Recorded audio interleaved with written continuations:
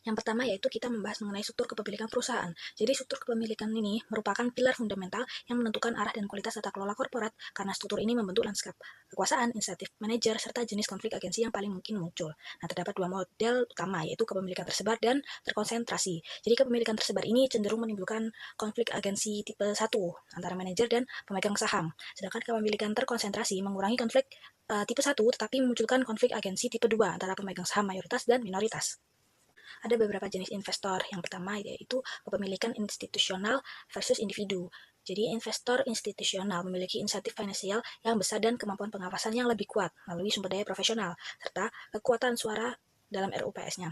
Sebaliknya, investor individu umumnya ini menghadapi apatis rasional, di mana biaya untuk melakukan pengawasan lebih besar dibandingkan manfaat yang diperoleh, sehingga peran mereka dalam tata kelola ini cenderung pasif. Meskipun demikian, kombinasi kedua jenis investor dapat menciptakan pasar yang sehat. Namun, peningkatan kepemilikan institusional umumnya nih dipandang memperkuat mekanisme GCG. Selanjutnya yaitu konsentrasi kepemilikan dan dampaknya. Ini tuh bisa terjadi karena sebagian besar saham dikuasai oleh sedikit pemegang saham. Dampak positifnya itu ada pemegang saham pengendali bisa mengawasi manajemen lebih ketat. Lalu dampak negatifnya sendiri yaitu berpotensi menimbulkan konflik antara pemegang saham mayoritas dan minoritas.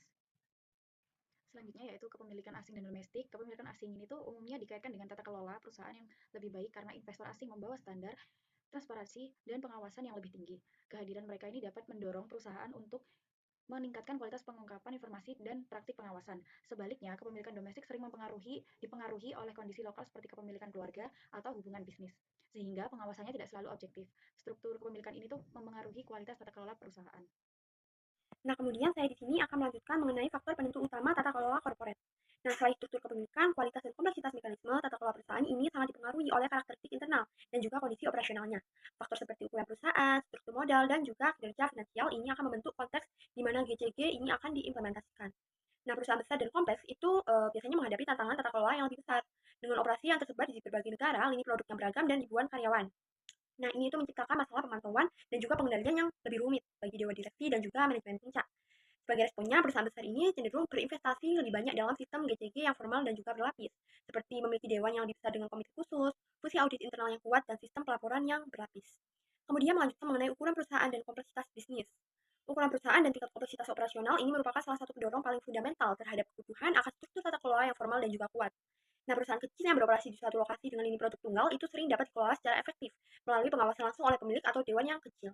Namun, ketika perusahaan mulai berekspansi secara geografis melalui produk atau akuisisi, model pengawasan informal ini dengan cepat menjadi tidak memadai lagi. Sehingga kompleksitasnya meningkat, menciptakan kantong-kantong informasi di seluruh organisasi, di mana manajer unit ini membuat keputusan yang menguntungkan unit mereka, tetapi sudah tidak optimal lagi bagi perusahaan.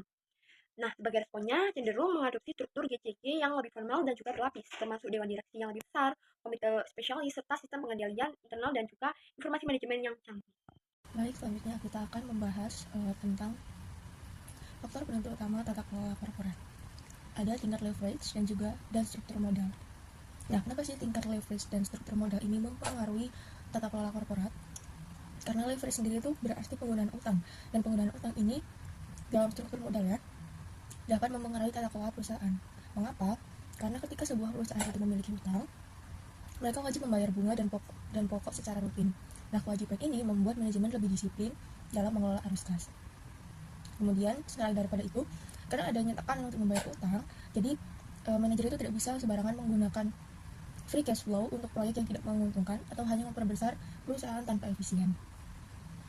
Nah, bukan hanya itu, kreditur juga ikut mengawasi perusahaan melalui perjanjian utang atau debt covenants. Nah, dalam perjanjian itu biasanya ada batasan seperti larangan menambah utang berlebihan, membatasi pembagian dividen, atau kewajiban menambah rasio keuangan tertentu. Nah, namun, jika sebuah leverage terlalu tinggi, risikonya juga otomatis juga besar. Beban bunga yang tinggi itu bisa membuat perusahaan rentan terhadap krisis dan bahkan mengalami financial distress atau kesulitan keuangan. Begitu, seperti itu. Kemudian yang kedua ada pertumbuhan penjualan dan profitabilitas. Kenapa ini juga masuk ke faktor tata kelola korporat? Karena pertumbuhan penjualan dan profitabilitas ini menunjukkan bagaimana tata kelola yang baik. Hubungan antara kinerja keuangan dan tata kelola itu bersifat dua arah. Sehingga ketika perusahaan memiliki pertumbuhan penjualan dan laba yang tinggi, mereka juga memiliki sumber daya lebih untuk memperkuat tata kelola. Contohnya itu seperti mereka dewan berkualitas, meningkatkan sistem pengendali internal dan juga memperkuat audit. Namun, kinerja yang terlalu baik juga bisa menimbulkan risiko complacency atau risiko terlalu puas diri. Bisa saja dewan bisa menjadi kurang kritis terhadap manajemen karena perusahaan itu sudah terlihat sukses. Nah, itu tadi jika kinerjanya baik. Namun sebaliknya, jika kinerjanya buruk, biasanya pengawasannya itu akan meningkat. Dewan dan investor itu menjadi lebih aktif. Namun dalam kondisi sulit, perusahaan itu biasanya memangkas fungsi penting seperti audit atau kepatuhan untuk menghemat biaya yang justru melemahkan tata kelola. Selain itu, tahap siklus hidup perusahaan itu juga berpengaruh. Nah, perusahaan yang masih dalam pertumbuhan cepat mungkin lebih fokus pada inovasi dibandingkan struktur tata kelola. Namun saat perusahaan itu akan go public atau membangun brandingnya ke publik, nah tata kelola itu menjadi salah satu faktor yang sangat penting untuk perusahaan tersebut. Seperti itu. Jadi dua faktor itu tadi juga berpengaruh terhadap tata kelola sebuah perusahaan. Jadi di bagian saya kali ini adalah karakteristik Dewan Komisaris yang efektif. Apa sih Dewan Komisaris itu? Dewan Komisaris atau juga disebut Board of Directors dalam sistem satu tingkat adalah poros dari seluruh mekanisme tata kelola korporat internal. Nah, dengan berperan sebagai pengawas utama atas nama pemegang saham, menempatkannya pada posisi yang sangat krusial. Namun keberadaan Dewan saja itu tidak menjamin tata kelola yang baik. Efektivitas sebuah Dewan sangat bergantung pada serangkaian karakteristik yang berkaitan dengan komposisi, struktur, dan proses kerjanya. Ada beberapa peran karakteristik. Yang pertama itu karakteristik pertama dan yang paling sering diperdebatkan adalah komposisi dewan, khususnya keseimbangan antara anggota dewan yang terafiliasi dengan manajemen atau insiders atau non-independen, dan anggota dewan yang tidak terafiliasi ini atau outsider atau independen. Kehadiran insider seperti CEO atau direktur lain dalam dewan memberikan dewan akses terhadap informasi yang mendalam dan spesifik mengenai operasi perusahaan. Kemudian karakteristik yang kedua itu yang semakin mendapat perhatian adalah keragaman anggota dewan atau board diversity. Keragaman ini tidak hanya terbatas pada gender, tetapi juga mencakup keragaman dalam hal usia, etnis, latar belakang profesional, keahlian fungsional, misalnya keuangan, teknologi, pemasaran, dan pengalaman industri. Dewan yang homogen ini berisiko mengalami pemikiran kelompok atau groupthink, di mana ide-ide baru sulit muncul dan asumsi yang ada jarang ditentang. Dan karakteristik yang ketiga itu berkaitan dengan proses kerja dewan, termasuk frekuensi pertemuan dan kualitas interaksi di dalamnya. Meskipun tidak ada angka ajaib untuk jumlah pertemuan yang ideal, dewan harus bertemu secara teratur dan cukup sering untuk dapat membahas isu-isu penting secara mendalam. Namun yang lebih penting itu daripada kuantitas adalah kualitas pertemuan tersebut. Apakah agenda rapat fokus pada isu-isu strategis, bukan hanya laporan rutin? Apakah anggota dewan menerima materi rapat jauh-jauh hari? Dan yang terpenting, apakah budaya di ruang dewan itu mendorong adanya debat yang terbuka, konstruktif, dan penuh rasa saling menghormati, di mana bahkan anggota dewan junior pun merasa nyaman untuk menantang pandangan CEO atau ketua dewan. Selanjutnya masuk kepada materi komite-komite pendukung dewan. Nah, Dewan Komisaris ini itu adalah sebagai sebuah badan legislatif yang memiliki tanggung jawab yang cukup luas. Nah, oleh karena itu, di bawah Dewan Komisaris ini terdapat komite-komite yang lebih kecil dan nantinya itu akan lebih fokus pada tugasnya masing-masing.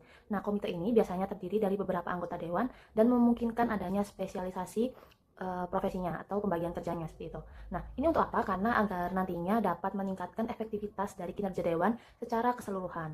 Nah, lalu apa saja komite tersebut yang ada di bawah Dewan Komisaris?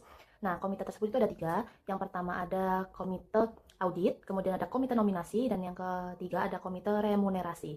Nah, di Indonesia sendiri, 2 terakhir ya antara nominasi dan remunerasi itu seringkali digabungkan.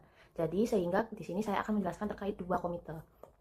Nah, bagaimana dengan efektivitas komite? Nah, itu tentu saja sangat bergantung pada beberapa faktornya. Nah, pertama ada piagam komite yang tentu saja sangat jelas. Nah, setiap komite ini tuh nantinya akan memiliki piagam masing-masing dan memiliki piagam tertulis untuk yang nantinya akan disetujui oleh dewan. Nah, untuk yang kedua itu adalah komposisi keanggotaan. Nah, sebagian besar praktik terbaik dan regulasi mensyaratkan bahwa komite-komite ini terkunci, sehingga terutama komite audit yang harus selalu dan mayoritas berkecimpung pada masalah independen dan untuk memastikan objektivitas dalam laporan keuangannya. Nah, selain itu, komite ini tuh harus memiliki keahlian dan pengalaman yang relevan dengan bidang dan tugas komite yang diampu. Nah, selanjutnya, komite dan sumber daya yang memadai ini tuh harus diberikan akses penuh terhadap informasi yang mereka butuhkan nantinya dan memiliki wewenang untuk menyewa dan menasihati eksternal, konsultan hukum atau kompensasinya seperti itu. Nah, di sini kita masuk saja ke komite-komite yang ada di Indonesia. Yang pertama ada komite audit. Nah, komite audit ini tuh bertindak sebagai jembatan antara dewan dengan para auditor. Nah, memastikan independensi dan efektivitas proses audit. Nah, mereka ini tuh meninjau ruang lingkup audit dan membahas temuan-temuan yang signifikan dalam suatu laporan keuangan. Dan tentu saja memastikan bahwa rekomendasi dari si audit ini itu nantinya akan ditindaklanjuti oleh tim manajemen oleh perusahaan. Nah, peran dari audit peran dari auditor sendiri fungsi komite audit ini adalah untuk memberikan pengawasan independen atas pelaporan keuangan perusahaan. Nah, ini termasuk meninjau laporan keuangan triwulan dan tahunan sebelum nantinya akan dipublikasikan. Dan memastikan bahwa laporan tersebut disajikan secara wajar, tentu saja akurat, dan sesuai dengan standar akuntansi yang berlaku. Nah, fungsi kedua itu adalah tidak kalah penting, dan yaitu dalam bentuk pengawasan terhadap sistem pengendalian internal dan manajemen risiko yang dimiliki oleh perusahaan. Nah, ini tuh bertanggung jawab untuk memahami, mengevaluasi, serta memastikan bahwa efektivitas operasional ini tuh dalam ranah laporan keuangan. Nah, yang ketiga adalah untuk mengelola hubungan perusahaan dengan auditor eksternal. Nah, komite audit ini tuh punya tanggung jawab secara langsung untuk merekomendasikan, penunjukan, dan menetapkan kompensasi dan mengawasi pekerjaan dari si KAP atau kantor akuntan publik. Kemudian ada fungsi yang mana bentuk pengawasan. Nah, jadi komite audit itu nantinya akan menyetujui piagam, rencana kerja, dan anggaran dari departemen internal. Nah, mereka itu nantinya akan meninjau laporan keuangannya, apakah wajar, apakah tidak wajar. Nah, komite audit ini juga berperan dalam menunjukkan dan memberhentikan kepala audit internal agar apa? Agar memastikan independensi dan fungsi dari manajemen operasional perusahaan. Nah, selanjutnya di sini kita mulai masuk ke fungsi atau komite yang kedua, yang mana fungsi komite nasional dan remunerasi itu kalau di Indonesia digabung. Nah, jika komite audit tadi fokusnya ke integritas angka-angka dalam laporan keuangan, maka kalau nominasi dan remunerasi ini tuh fokusnya pada integritas orang-orang yang memimpin suatu perusahaan. Nah, fokusnya itu ke ranah internal. Nah, komite ini tuh seringkali merupakan dua komite yang terpisah. Kalau di luar negeri kan ada nominasi dan remunerasi gitu. Nah, di Indonesia sendiri digabung. Nah, fungsi dari yang nominasi dulu itu berkaitan dengan proses identifikasi, evaluasi, dan rekomendasi dari calon Dewan Komisaris.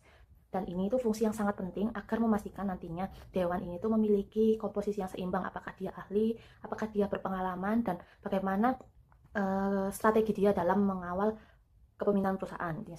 Nah, proses ini tuh harus proaktif dan struktur, tentunya tidak memihak siapapun, dan tidak hanya bergantung pada jaringan pribadi, seperti itu.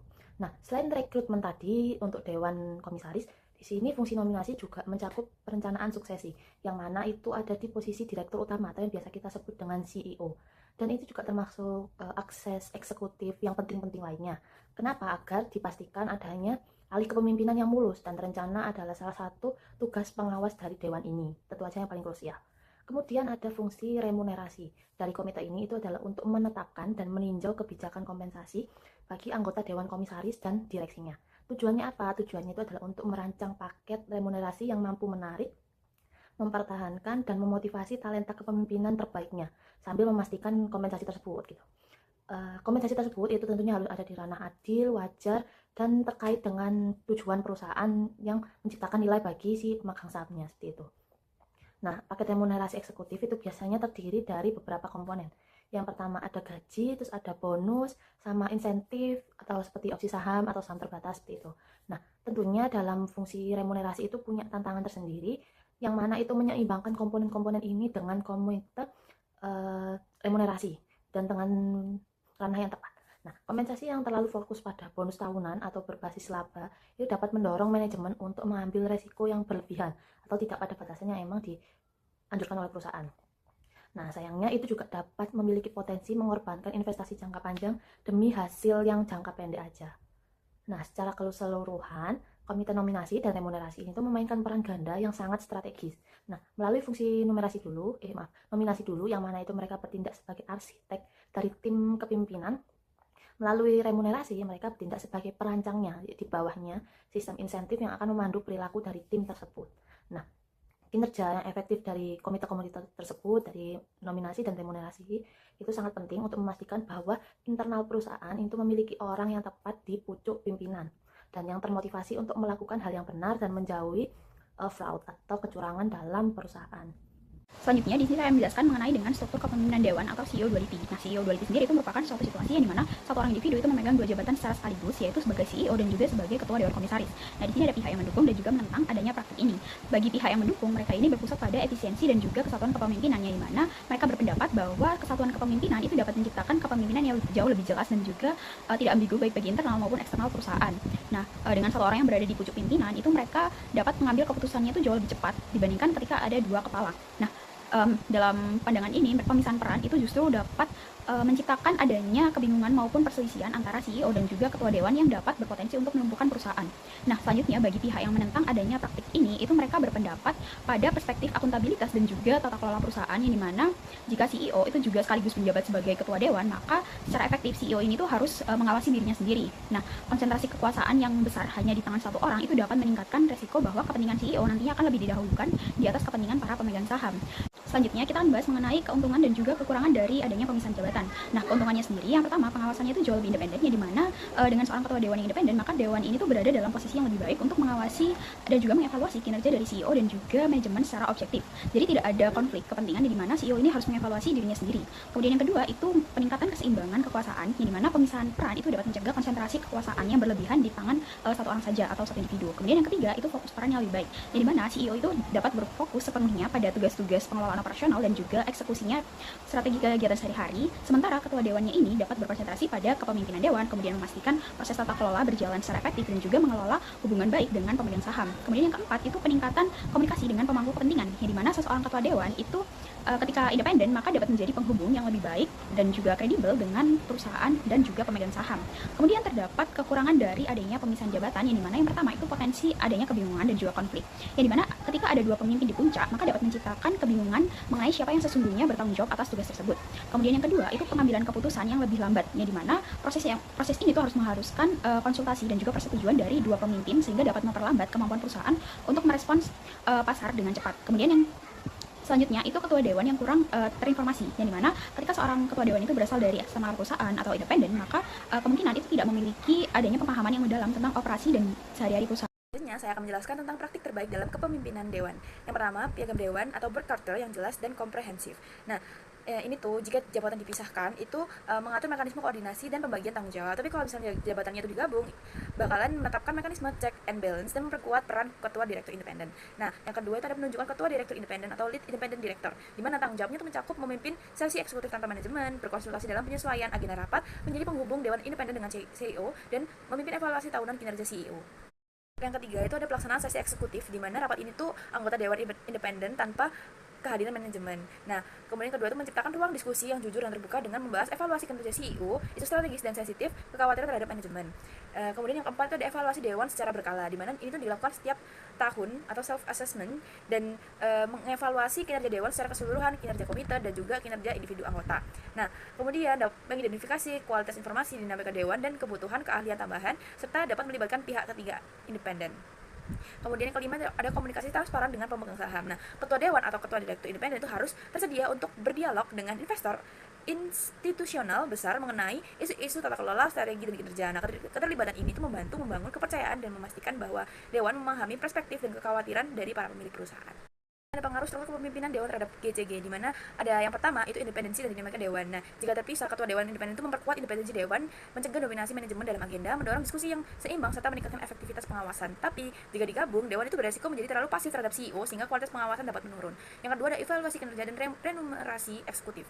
Nah, jika terpisah, ketua dewan independen dapat memimpin evaluasi kinerja CEO secara lebih objektif dan kredibel bagi pemegang saham. Nah, tapi jika digabung terdapat resiko konflik kepentingan karena CEO itu berpotensi mempengaruhi evaluasi dan kompensasinya sendiri. Kemudian ketiga itu ada pengawasan manajemen risiko, di mana jika terpisah, ketua dewan independen itu cenderung memperkuat pengawasan manajemen risiko dengan mendorong pembahasan risiko secara proaktif dan pembentukan komite risiko yang efektif. Tapi jika digabung, CEO itu berpotensi meremehkan risiko sehingga pengawasan menjadi kurang optimal. Nah, yang keempat itu persepsi investor dan pemangku kepentingan. Jika terpisah itu dipandang sebagai praktik GCG terbaik karena menunjukkan komite terhadap akuntabilitas, meningkatkan kepercayaan investor serta berpotensi menurunkan biaya modal dan menaikkan valuasi saham. Nah, jika digabung perusahaan dengan CEO deality itu perlu meyakinkan investor bahwa mekanisme pengawasannya itu tetap kuat.